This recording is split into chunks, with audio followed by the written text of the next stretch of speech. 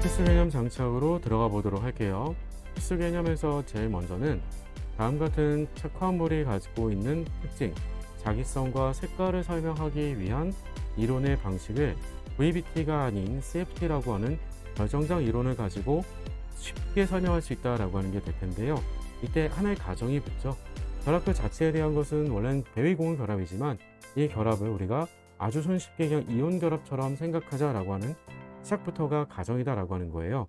그래서 우리가 그 가정으로부터 시작을 해보면 그럼 결국 우리가 금속과 리간드가 결합을 하게 될 때 디옵탈은 전자가 존재하는 공간인데 그 전자가 존재하는 공간에 리간드가 전자쌍을 주면서 원래는 결합한다라고 하는 대위공유 결합이 맞지만 이온 결합하게 되면서 우리가 정전기적 인력으로 와서 강하게 끌려가지고 결합한다라고 생각해 보면 그럼 디옵탈에 있는 전자들은 리간드들이 가지고 있는 전자를 갖고 들어오는 것 때문에 서로 반발이 생길 수밖에 없을 거예요. 그러다 보니까 결국 축상에 있는 오비탈의 에너지 주위는 올라갈 수밖에 없겠고요. 그에 반해서는 축 사이에 있는 오비탈들의 에너지 주위는 조금 더 낮아질 수밖에 없을 거예요.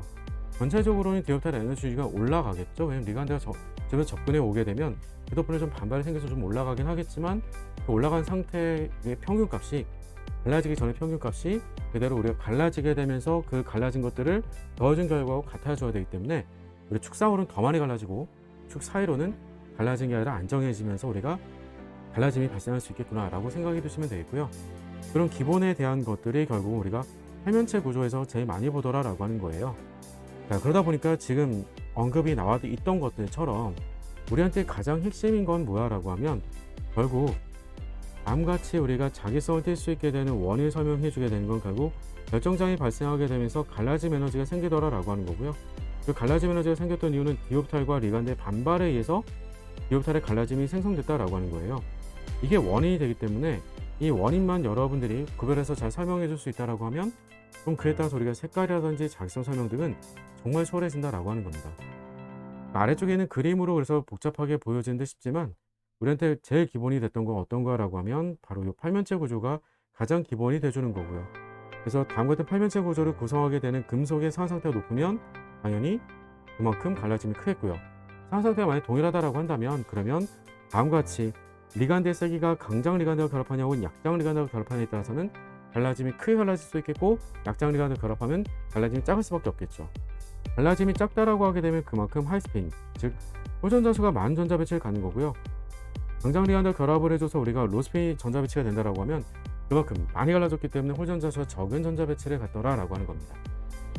물론 그에 반해서 사면체 같은 경우는 어때요? 라고 하면 그림에서 보다시피 우리가 사면체라고 했던 것은 갈라짐 자체가 워낙 작아요. 요거에 비해서는 팔면체에 비해서는 워낙 작아요. 그러니까 항상 우리가 축 사이들만 반발을 받아서 세 개가 위로 올라가고 아래 두 개가 있는 형태로서 갈라지게 되면서 덕분에 우리는 갈라짐이 제일 작아서 늘 하이스핀의 전자배치를 간다라고 얘기를 하게 되는 거고요. 그에 반해서 우리가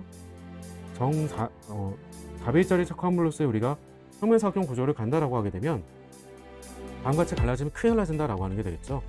이윤즉슨 우리가 Z축으로 반발받는 거를 마치 디스토션, 왜곡이 생기듯이 우리가 잡아 당겨가지고 없애버린다고 생각하시면 제일 편하게 이해가 돼요.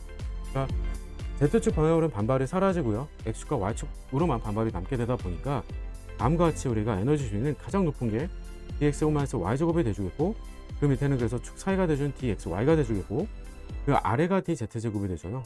같이 Z축 자체로는 반발이 사라졌다라고 하더라도 아예 원래부터 반발이 없었던 x, y축, 즉 축 사이들보다는 좀 높은 위치까지는 가겠고 물론 당연히 우리가 축 사이라고 하는 것들은 Z축마저도 사라졌으니까 에너지 주기가 좀 더 안정해서 아래 내려올 수가 있겠죠. 다음같이 갈라지게 되는 형태를 띠게 되는 평면사각형에서는 특정한 금속 양이온들만 가능하다라고 했던 거니까 니켈이가 양이온, 팔라듐이가 양이온, 백금 이가 양이온 이들에 대해서 우리가 그럼 다음같이 4배 착화물을 만들게 되면 평면사각형 구조가 가능하다라고 하는 것. 주의점이 또 하나 필요하다는 거죠. 니켈이 플러스라던가 아니면 구리 플러스와 같이 4주기 전위금속 양이온에 대해서는 강장 리간드 내열 결합했을 때만 가능하더라라고 하는 것. 그리고 그 외적으로는 만약에 백금 같은 경우를 가지고 봤을 때는 백금이 2 플러스가 아니라 4 플러스로 되어 있다라고 하면 백금은 무조건 팔면체 구조까지 즉 4배 착화물까지 만든다는 거예요. 2 플러스까지만 우리가 다음 같은 4배짜리 평면사각형의 착화물을 만든다라고 하게 되는 겁니다. 외적으로는 우리가 금운동 양이온 3마리 따라서 우리가 11쪽의 금속 양이온들은 플러스 1까지가 돼주면 그러면 우리가 2개씩만 결합을 하게 되는 2배짜리 착화물이 선형 구조를 만들기도 하더라라고 하는 겁니다. 이런 특색 있는 것들은 몇 가지 좀 암기를 따로 해두셔야지만 문제를 쉽게 풀 수가 있을 거예요. 자, 여기다가 조금 더 쉽게 또 문제를 풀어보시라고 아래쪽에다가 표로 정리를 넣어드리기도 했었는데요. 표 자체에 대한 내용들을 다 기억하는 것도 좋긴 하지만 가장 내 기본은 결국은 반발을 어느 경우가 더 크게 줄까라고 하는 것만 떠올려 주시면 암기하는 게 좀 쉬울 거예요. 다 정리를 써놓기도 했지만 중심금속 산화 상태가 크다라고 하게 되면 갈라짐이 크고요. 자, 그렇다라고 하는 것은 우리한테 결국은 그 덕분에 호전자수 비교라던가 혹은 색깔 비교 같은 것들이 다 가능하겠다라고 하는 겁니다. 괜찮을까? 자, 그리고 그런 내용들이 아래쪽에 지금 주어진 표로 주어져 있기도 하지만 특히 암기를 해서 적용시켜 줄 때 D5라고 하게 되거나 아니면 D6라고 하게 되거나 둘 중에 하나가 대단히 중요해요.